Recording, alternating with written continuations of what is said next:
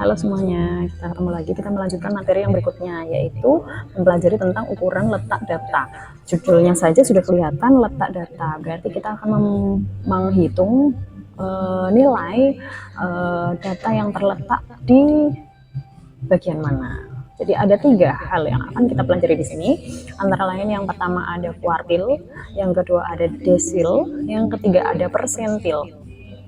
Untuk kuartil artinya adalah tiga bagian kuartil. Ada kuartil 1, kuartil 2, kuartil 3. Itu membagi data menjadi 4 bagian. Kemudian kalau desil itu membagi data menjadi 10 bagian. Kemudian kalau persentil, judulnya aja persentil, artinya membagi data menjadi 100 bagian. Nah, yang akan kita ulas satu persatu di sini itu ada kuartil dulu. Kuartil itu ada 2, ada kuartil data tunggal dan data berkelompok. Nah, kalau kuartil itu membagi data menjadi 4 bagian yang sama setelah diurutkan. Jadi langkah pertama adalah kita mengurutkan dulu datanya.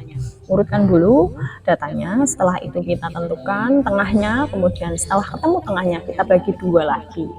Maka akan didapatkan kuartil 1, 2, dan 3. Kuartil 2 itu biasanya disebut dengan kuartil tengah.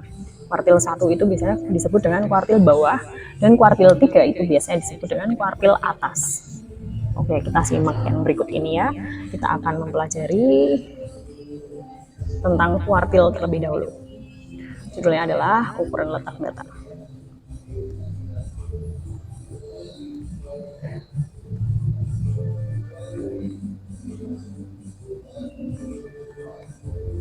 Ukuran letak data yang pertama kita bahas adalah kuartil. Kuartil tadi adalah membagi data menjadi 4 bagian yang sama.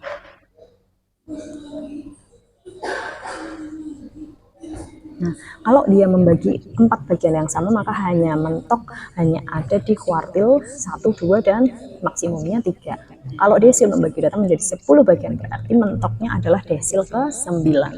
Kalau persentil itu membagi data menjadi 100 bagian, berarti mentoknya adalah persentil ke 99. Paham ya anak-anak? Nah, sekarang kita mulai dari yang kuartil data tunggal dulu ya. Data tunggal.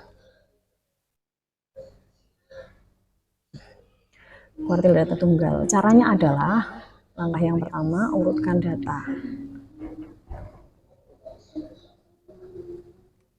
Urutkan data terlebih dahulu.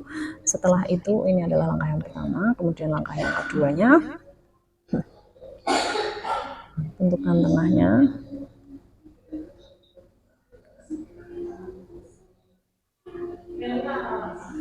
Tentukan tengahnya. Atau bagi 2 dulu. Bagi 2. Kemudian langkah yang terakhir adalah bagi 2 lagi.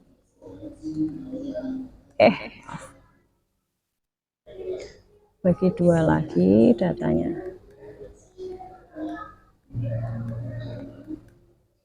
Jadi ibaratnya seperti ini ya anak-anak. Jadi ini ada data. Nah, kita bagi 2 di tengah nih.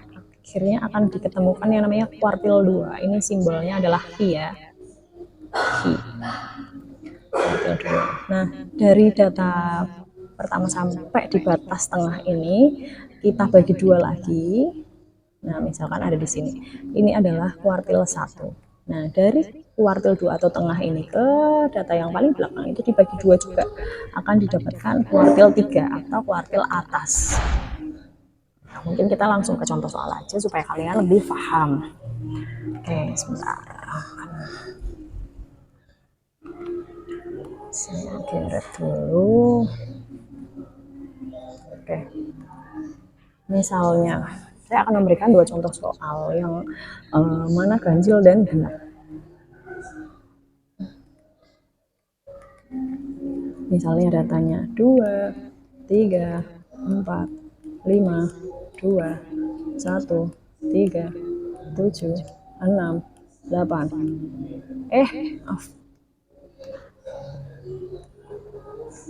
Jadi ada berapa ini? 1, 2, 3, 4, 5, 6, 7, 8, 9, 10. Ada 10. Berarti dia jelas genap ya. Ini contoh yang genap dulu. Nanti habis ini saya akan memberikan contoh yang ganjil.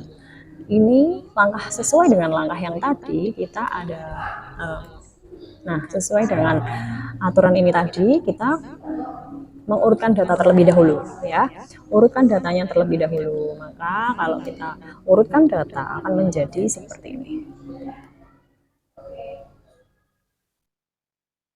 Urutannya diperoleh 1, 2, 2, 3, 3, kemudian 4, 5, 5-nya hanya 1, kemudian 6, 7, 8, 1, 2, 3, 4, 5, 6, 7, 8, 9, 10. Pas ya, ada 10 data.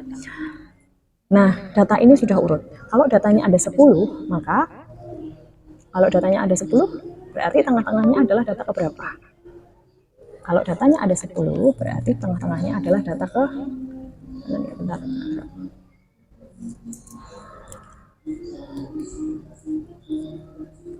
Nah, kalau datanya ada 10, berarti tengah-tengahnya ada 2 kan? Yaitu data ke 5 dan data ke 6. 1, 2, 3, 4, 5, 6. Nah, berarti tengah-tengahnya adalah di sini. Kuartil 2. 1, 2, 3, 4, 5. Di sini ada 5 data. Berarti tengah-tengahnya adalah data ke 3. Ini adalah kuartil 1. Nah, kemudian data ke 6, 7, 8. Data ke 8 ini adalah kuartil 3. Sorry. Nah, jadi ini adalah kuartil 1, kuartil 2, kuartil 3. Yang pertama kita cari adalah tengahnya dulu. Bentar, saya kirim dulu supaya kalian lebih jelas ya. Oke. 3. Oke. Nah, jelas ini kuartil 1. Berarti kuartil 1 nilainya adalah 2. Kuartil 2 itu nilainya adalah 3 ditambah 4 dibagi 2. 3 ditambah 4 dibagi 2, yaitu berapa nilainya? Ya betul, 3,5 atau 3,5. Kemudian kuartil 3-nya berapa? Kuartil 3-nya adalah 6. Sampai di sini bisa dipahami? Jelas? Oke, semoga jelas. Kemudian ini adalah contoh 1 yang genap. Sekarang saya mau memberikan contoh yang ganjil ya anak-anak. Saya akan berikan contoh yang datanya ganjil, akan seperti apa kira-kira ya. Sebentar. Maaf. Aduh. Kita lanjutkan ya anak-anak untuk berikutnya kuartil data tunggal, tapi sekarang yang kita gunakan adalah jumlah datanya ganjil. Kalau yang tadi kan genap ya, sekarang kita coba contoh yang ganjil. Oke, ini example yang kedua. Misalnya ada data 2, 3, 4, 5, 8, 7, 6, 2 lagi misalkan 3, 9, kemudian ada 8 lagi. Ada berapa ini? 1, 2, 3, 4, 5, 6, 7, 8, 9, 10, 11. Ada 11 data ya kan. Datanya ada 11. Sekarang kita urutkan dulu. Tadi langkah pertamanya adalah kita mengurutkan dulu. Maka urutannya menjadi 2, 2, 3, 3, kemudian 4, kemudian 5, kemudian 6, 7, 8, 9, 1, 2, 3, 4, 5, 6, 7, 8, 9, 10, 11. Ada 11 data, sudah kita urutkan semuanya. Kalau data itu ada 11, maka data tengahnya adalah data ke 11 ditambah 1 bagi 2, berarti 12 dibagi 2 data ke 6. Maka kita hitung 1, 2, 3, 4, 5, 6. Nah, ini data ke 6-nya adalah 5, berarti dia sebagai kuartil 2. Maaf. Kuartil 2. Nah, kuartil 2, kalau kuartil 2-nya terletak di sebuah angka, nah berarti dia tidak ikut untuk dibagi. gitu ya. Ini datanya tinggal berapa? 1, 2, 3, 4, 5. Ada 5, maka tengah-tengahnya adalah data yang ketiga. Ini adalah kuartil 1. Nah, data yang ketiga berikutnya adalah kuartil 3. Nah, sampai di sini apakah sudah jelas anak-anak? Mudah-mudahan jelas dan bisa dipahami. Selanjutnya saya akan menjelaskan tentang, jadi ini tadi yang genap sudah, kemudian yang sekarang yang ganjil juga sudah ya. Ini adalah yang ganjil. Sekarang saya akan menjelaskan yang berikutnya, yaitu kuartil data berkelompok.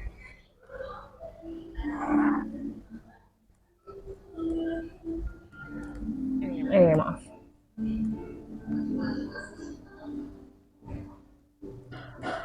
Kuartil data berkelompok. Oke, ini untuk kuartil data berkelompok yang harus kalian ketahui, itu tadi kuartil itu membagi data menjadi 4 bagian. Berarti kuartilnya hanya ada 3 ya maksimum ya. Hanya ada kuartil 1, 2, dan 3. Konsepnya KI itu adalah bisa 1, 2, 3. Sesuai dengan kuartil yang dicari. KI sama dengan TB kelas kuartil ditambah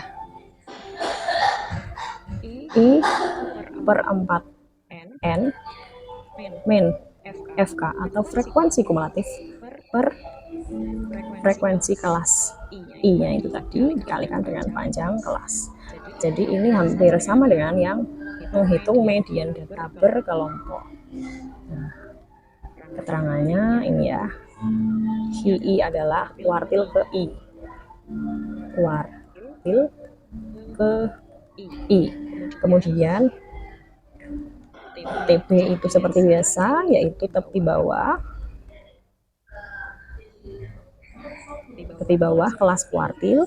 Kemudian N itu adalah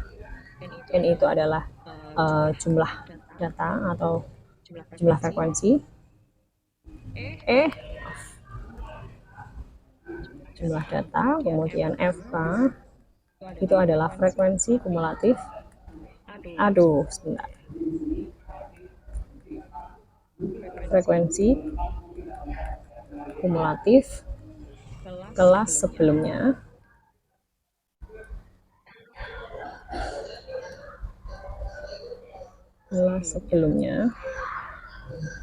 Kemudian F itu sendiri adalah frekuensi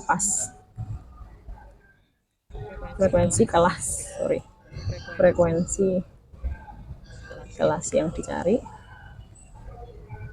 kelas kuartil yang dicari ya.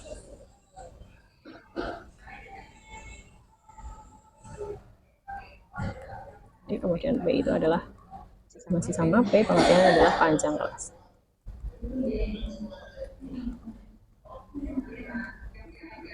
Nah, sekarang kita mau coba contoh soalnya. Oke, kita contoh soalnya. Kita geser lagi. Misalkan saya punya data nih ya. Ini datanya ya, kita ambil dari latihan.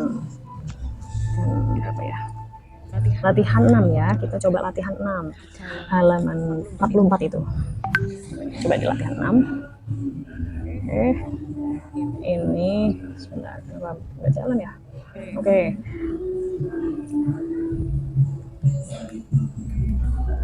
Masih sama. Kenapa jelek sekali tulisan saya? Guys ya. Masih sama. Ini kita nilai ya. Kemudian ini ada frekuensi. Aduh. Sebentar. Belum ganti ya guys.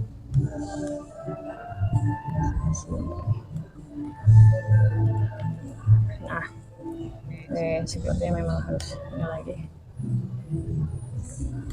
Nilai ini frekuensi. Nah, nilainya itu dari 71 sampai 75. Frekuensinya 7, kemudian 76. Aduh, 6-nya kok. Sampai 80. Nilainya adalah 10. Kemudian 81 sampai 85. Aduh. Susah banget. Bentar. Mencari posisi yang lebih nyaman ya. Oke, maaf. Saya ulangi. 81 sampai 85. ini frekuensinya 15. Aduh, ini lagi. Kemudian 86 sampai 90 adalah 14. Set.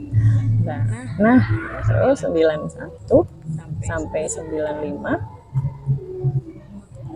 91 sampai 95 berapa itu? 6. Nah, yang diminta di sini adalah kuartil ketiga. Tentukan.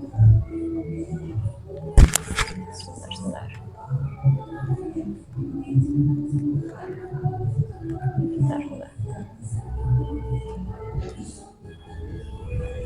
Tentukan. Astagfirullahaladzim, sebentar ya anak-anak, maaf.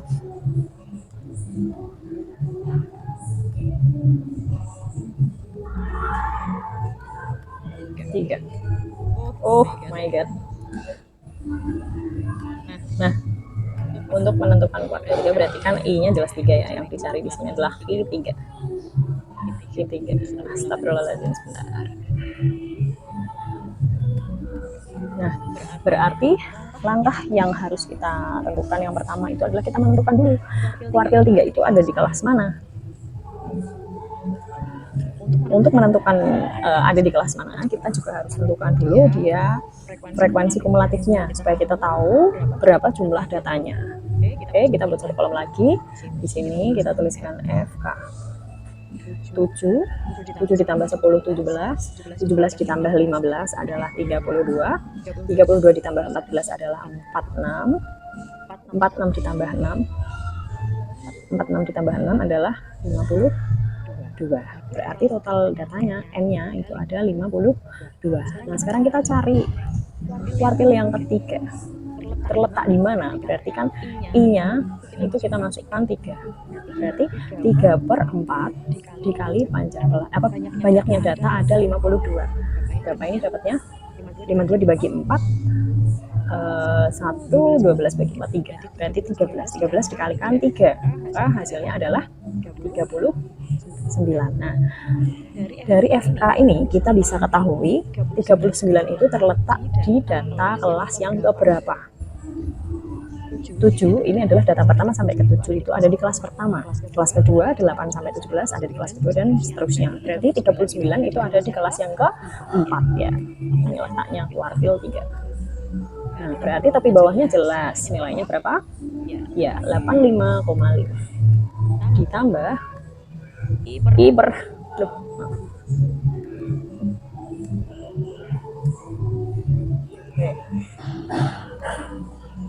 I per 4 N-nya tadi adalah 39. Berarti di sini langsung aja kita tuliskan 39 min frekuensi kumulatif kelas sebelumnya. Berarti sebelum kelas kuartil yang ketiga yaitu 32. 32 per frekuensinya pas kelasnya dia adalah ini, yaitu 14. Dikalikan panjang kelasnya berapa di sini? Dari 86, 87, 88, 89, 90 ada 5. Berarti panjang kelasnya di sini kita tuliskan 5. Maka hasilnya kita geser dulu lagi. Oke. Geser. Nah, maka hasilnya adalah 85,5. Maaf. Coret lagi. 85,5 ditambah 39 kurangi 32 berarti 7. 7/14. 7/14 adalah setengah. Setengah kalikan 5 berarti 2,5. 14 kali 5. Kita tuliskan maaf. Maka hasilnya adalah 85,5 ditambah 2,5. Maka hasilnya adalah 85,5 tambah 2,5 berarti kuartil ketiga adalah 88. Apakah sudah jelas anak-anak sampai sini? Mudah-mudahan jelas dan bisa dipahami. Untuk desil, untuk persentil juga sama konsepnya, hanya saja pembagiannya yang berubah. Jadi sekaligus kita akan menuliskan untuk desil dan persentil, nanti kalian bisa latihan sendiri ya. Desil, kalau desil itu berarti simbolnya itu D ya, berarti DI sama dengan TP ditambah, nah di sini efeknya I per 10, bedanya di pembaginya aja, min FK per K per F kali panjang kelas P. Ini untuk konsep desil ya anak-anak. Kemudian untuk yang persentil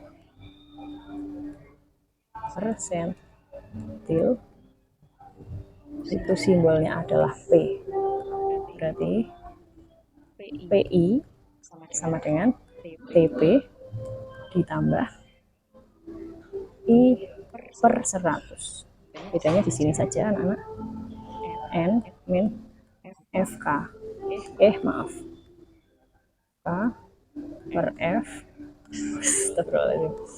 maaf, F kali P.